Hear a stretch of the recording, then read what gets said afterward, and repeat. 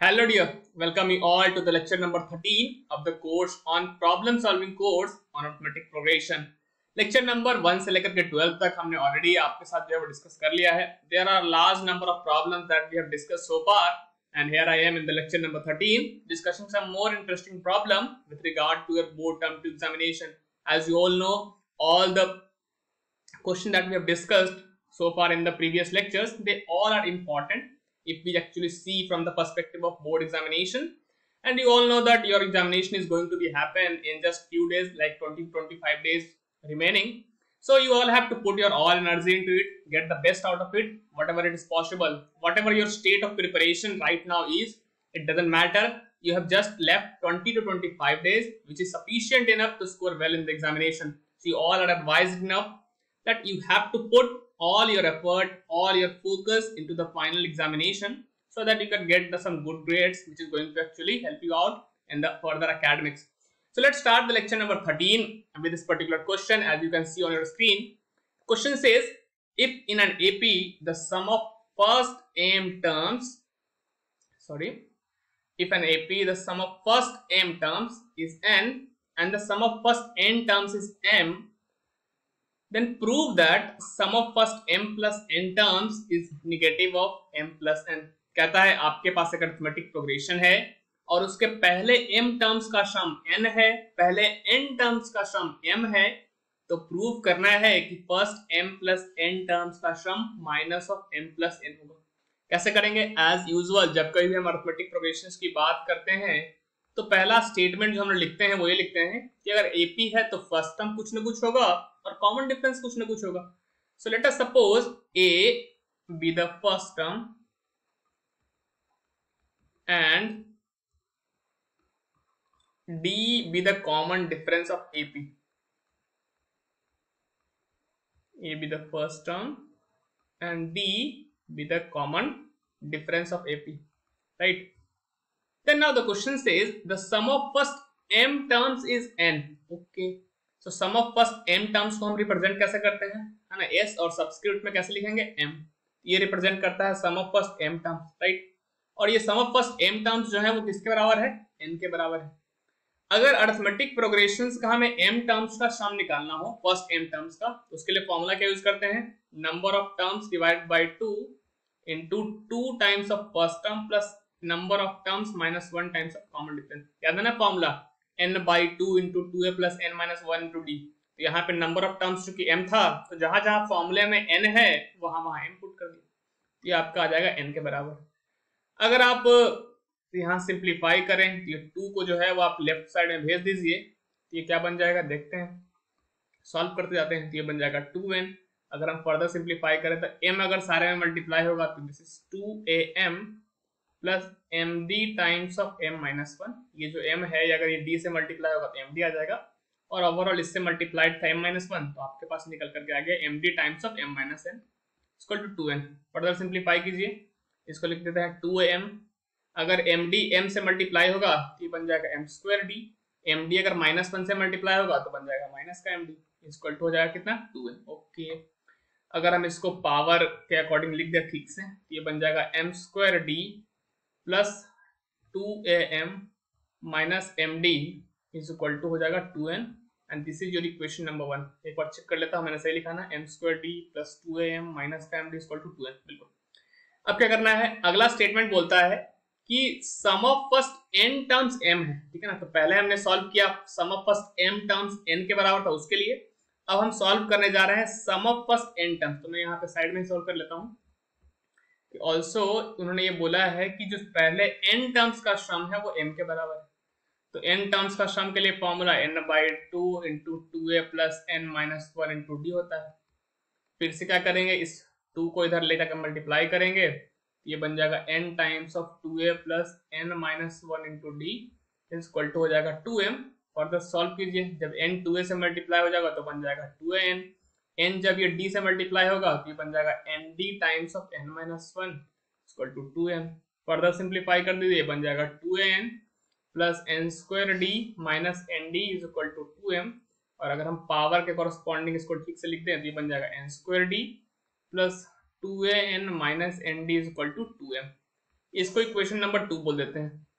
जो भी हमने अभी तक कैलकुलेट किया उसको मैं इस तरफ लिख देता हूँ यहाँ पे। तो यहाँ पे हमने कैलकुलेट किया है एम स्क्वायर डी, है ना।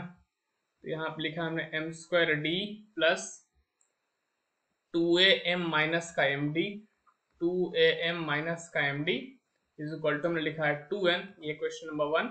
और सिमिलरली दूसरा इक्वेशन हमने लिखा है n square D plus 2an minus का M D is equal to 2m। देख लेता हूँ मैंने क्या ही लिखा है, क्या N square D plus 2n minus M D is equal to 2m। Yes, अब क्या करना है, सॉल्व करना है सर। सॉल्व करेंगे, क्या करेंगे, ऐसा क्वेश्चन आपने देखे होंगे तो हम ऐसी सिचुएशन में क्या करते हैं, दोनों इक्वेशन को क्या करते हैं, सब्ट्रैक्ट करके कुछ रिलेशन निकालते हैं। ठीक है, आपको ध्यान में रखना पड़ेगा इसको। तो अगर हम इक्वेशन 1 में से इक्वेशन 2 को सब्ट्रैक्ट कर दें, ये बन जाएगा एम स्क्वायर डी माइनस का एन स्क्वायर डी। देखना जो सिमिलर टाइप्स के टर्म है ना उसको हम एक साथ घटा रहे हैं। फिर ये 2am में से घटाइए 2an, तो दिस इज 2am माइनस का हो जाएगा 2an। फिर ये माइनस का एन डी है, माइनस का एम डी है, और जब माइनस का एन डी सब्ट्रैक्ट करोगे ये फाइनली बन जाएगा माइनस एम डी प्लस का N D is equal to 2n minus का 2n। ओके, अगर आप पहले टर्म्स में से d कॉमन निकाल लें ये बन जाएगा M square minus N square times of d। यहाँ से अगर आप 2a कॉमन निकाल लें तो ये बन जाएगा 2a times of m minus n। और अगर आप यहाँ से d कॉमन निकाल लें तो यहाँ से बन जाएगा m माइनस n। और अगर आप यहाँ से -2 कॉमन निकाल लें तो यहाँ बन जाएगा m माइनस n। -2 कॉमन क्यों निकाले, 2 कॉमन क्यों नहीं निकाले, क्योंकि अगर आप गौर से देखेंगे ना तो यहाँ पे m माइनस n का फैक्टर m माइनस n का फैक्टर बन रहा था। तो हम इसको जो है वो कैंसिल करने के जो है वो फिराक में आपको लग रहे होंगे। ठीक है, इसलिए मैंने क्या किया, हम -2 से कॉमन निकाल करके फैक्टर बनाया किसका, m माइनस n का। अब अगर गौर से देखोगे तो M square minus N square, इसको हम लिख सकते हैं एम माइनस, है ना, A square minus B square का फॉर्मूला से लिख सकते हैं ऐसे। और अगर आप यहाँ पे भी देखें तो अब हर जगह आपको एक m माइनस एन और एक m माइनस एन का फैक्टर आपको दिख गया होगा। तो अगर हम m माइनस एन हर एक टर्म से कॉमन निकाल लें तो क्या बन जाएगा, देखना, है ना। ऑफ कोर्स कैलकुलेशन थोड़ा हेक्टिक है, बट अगर आप केयरफुली करेंगे तो उतना भी दिक्कत नहीं होगा। ये पहला वाला टर्म में बच जाएगा m plus n into D, फिर अगले वाले में बच जाएगा 2a और अगले वाले में बच जाएगा माइनस का d, है कि नहीं। और ये -2 times of m minus n, m minus n cancel हो गया। कैंसिल, है ना, कैंसिल करते समय ध्यान रखिएगा कि m n के बराबर ना हो। और ऐसा है भी क्योंकि m अलग नंबर ऑफ टर्म्स को रिप्रेजेंट कर रहे हैं और n एक अलग नंबर ऑफ टर्म्स को रिप्रेजेंट कर रहे हैं। तो m और n बराबर तो है नहीं, तो जब बराबर है नहीं तो वो जीरो के लिए रिस्पॉन्सिबल होंगे नहीं, इसलिए हमने इसको कैंसिल कर दिया। ठीक है, अच्छा अब क्या बच गया है, देखो ध्यान से। तो अब बच गया है m plus N into D plus 2a minus का d इक्वल टू माइनस का 2।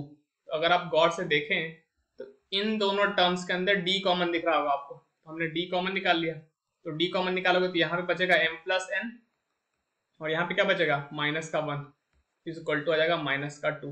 तो अगर आप गौर से देखें तो 2a plus m plus N minus 1 into D equal to हो जाएगा माइनस का 2। एक बहुत बड़ा सिंप्लीफिकेशन करने के बाद फाइनली हमें ये रिजल्ट मिला है। So let's call this as equation number 3। हमको प्रूफ करने के लिए बोला है कि first m plus n terms का सम इसके बराबर होगा। तो क्या पहले m प्लस n टर्म्स का सम आप लिख सकते हैं क्या, चलिए लिखते हैं।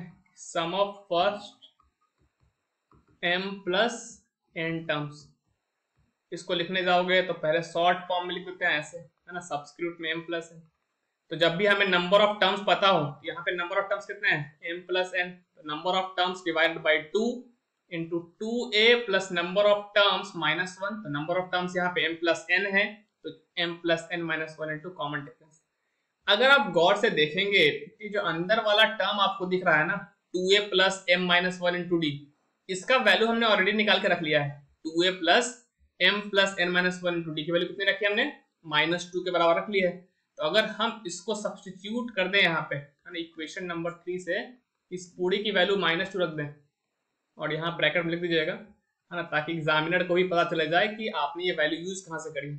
इक्वेशन नंबर 3 में हमने एक्सप्रेशन जो निकाला था उसका यूज आ गया, ये 2 से 2 कैंसिल आ जाएगा और माइनस का आ जाएगा आपके पास m प्लस n, और यही अपना हो गया क्या, हेंस प्रूव्ड। तो जो उन्होंने प्रूव करने के लिए बोला था कि पहले m प्लस n टर्म्स का sum minus of m plus n होगा, तो हमने प्रूफ कर दिया है। मैं क्वेश्चन को फिर से समराइज कर देता हूं। आपसे बोला गया था कि एक AP है जिसमें पहले m टर्म्स का सम n के बराबर है, हमने एपी का फर्स्ट टर्म ए मान लिया, कॉमन डिफरेंस डी मान लिया, उसकी मदद से इस इक्वेशंस को सॉल्व करके रिलेशन बनाया। फिर उन्होंने बोला है कि sum of first n terms m के बराबर है, तो हमने इसको यूज करते हुए रिलेशन निकाला, दोनों को सिंप्लीफाई करते हुए इस फाइनल वैल्यू तक पहुंचे हैं और इस फाइनल वैल्यू को हमने आखिरी एक्सप्रेशन में यूज कर लिया। ऑफ कोर्स ये क्वेश्चन थोड़ा लंबा है, और अगर लंबा है तो ध्यान रखिएगा ये अगर क्वेश्चन आएगा भी अगर ऐसा टाइप, तो फाइनली मिनिमम 4 मार्क्स तो आपको मिल ही जाएंगे क्वेश्चंस के, इससे कम के क्वेश्चन रहेंगे नहीं। और अगर 6 मार्क्स क्वेश्चन आपके आ रहे होंगे, ये 6 मार्कर के अंदर भी आपको दिख रहा होगा, तो ऑफ कोर्स जितने ज्यादा मार्क्स उतने ज्यादा जो है वो लेंथी क्वेश्चन जो है हो जाते हैं। तो आपको डरने की जरूरत नहीं है, अगर क्वेश्चन जो है वो लंबा अगर खींचेगा तो उसके मार्क्स भी आपको ज्यादा दिए जाएंगे। हाँ, क्वेश्चन के अंदर ऑफ कोर्स कैलकुलेशन था, बट अगर आप केयरफुली करेंगे तो आपको इसमें कोई दिक्कत नहीं होगी। So let's move to the next question, ठीक है ना। और ये क्वेश्चन क्या कहता है वो देख लीजिए। क्वेश्चन कहता है कि find the sum of 11 terms of an AP, all 11 terms of an AP whose middle term is 30। कहता है अरिथमेटिक प्रोग्रेशन है, ठीक है ना, जिसका मिडिल टर्म 30 दिया हुआ है और नंबर ऑफ टर्म्स कितने हैं 11। तो हम मान लेते हैं कि let as usual let A be the first term, फिर देखते हैं क्या कर सकते हैं। A be the first term, and ये अच्छा क्वेश्चन है सर, ध्यान रखिएगा, and D be the what, and D be the common difference, ठीक है ना। कहता है कि अरिथमेटिक प्रोग्रेशन के अंदर 11 टर्म्स हैं, तो अगर आप नंबर ऑफ टर्म्स की बात करें तो नंबर ऑफ टर्म्स कितने हैं आपके पास 11, और बोला है मिडिल टर्म 30 है। अगर नंबर ऑफ टर्म्स 11 हैं तो बीच वाला टर्म क्या बता सकते हैं क्या, तो है ना 5 इधर 5 इधर, तो बीच वाला टर्म कौन सा होगा 6। अगर आपको भरोसा नहीं है तो आप लिख सकते हैं A1 A2 A3 A4 A5 A6 A7 A8 A9 A10 A11। तो अगर बीच में देखेंगे तो इधर ये 5 इधर हो गया, ये 5 इधर हो गया, और मिडिल में कौन बच गया 6। तो इसका मतलब ये है कि मिडिल टर्म जो अगर 30 अगर बोल रहे हैं ना, अगर वो मिडिल टर्म की बात कर रहे हैं 30 के बराबर, तो मिडिल टर्म कोई और नहीं बल्कि 6th टर्म है। क्या ये बात आपको भेजे में जा रही है? तो अगर टोटल नंबर ऑफ टर्म्स 11 है तो मिडिल टर्म 6th टर्म होगा, है कि नहीं। अगर एपी का फर्स्ट टर्म ए, कॉमन डिफरेंस अगर डी है, तो क्या हम 6th टर्म को a + 5d लिख सकते हैं क्या? आई होप इसमें आपको कोई दिक्कत तो नहीं होगी एटलीस्ट। फिर बोलता है कि sum of all 11 terms of an AP calculate करना है। तो sum of 11 terms of an AP अगर निकालना है तो number of terms divided by 2 into 2a plus number of terms -1 into common difference. अब हमें फर्स्ट टर्म तो पता है ही नहीं, कॉमन डिफरेंस पता है ही नहीं, तो सॉल्व कैसे करेंगे? तो 11 - 1 गया तो 20 आ गया। अगर आप गौर से देखें तो ऊपर में से अगर हम 2 कॉमन निकाल लें तो क्या बच जाएगा a + 5d। Oh my God, और a + 5d की वैल्यू कितनी दे रखी है 30। तो आई होप समझ में आ गया हो क्यों मैं इसको बोल रहा हूँ अच्छा क्वेश्चन, क्योंकि इन्होंने इंफॉर्मेशन केवल एक दी थी और वो भी सीधा नहीं दिया। 11 टर्म्स है तब मिडिल टर्म ये है ना, तो वहां से आपको डिकोड करना था कि वो 6th टर्म की बात कर रहा है, और अगर 6th टर्म की वैल्यू पता है तो a + 5d की वैल्यू पता है, और a + 5d का फैक्टर बन रहा है जब हम 11 टर्म्स का सम निकालने जा रहे हैं। तो इसलिए काफी अच्छा सवाल है, क्योंकि कभी कभी लोगों को स्ट्राइक नहीं करता है। ये finally 11 times of a + 5d हो जाएगा, और चूंकि a + 5d की वैल्यू हमें पता है कितनी 30, और अगर हम 30 रख दें तो फाइनली हमारा वैल्यू कितना आ जाएगा 330। तो ये 2 क्वेश्चंस थे, काफी अच्छे सवाल थे। ऑफ कोर्स एक लेक्चर में और ले रहा हूँ इस अरिथमेटिक प्रोग्रेशंस के प्रॉब्लम सॉल्विंग कोर्स में, उसके बाद इसको रैप अप करेंगे, एक नए कोर्स के अंदर आएंगे जिसके अंदर हम सारे चैप्टर्स के मिक्स प्रॉब्लम कर रहे होंगे। So that's all for this particular video, and one last message that I would be giving to you is just focus on your academics for at least these 20-25 days, whatever the number of days left in your examinations. Focus on yourself, focus on whatever the syllabus you have been given to prepare for. So that's all for this particular video. See you all in the next one. Till then, keep learning and stay happy, buddy.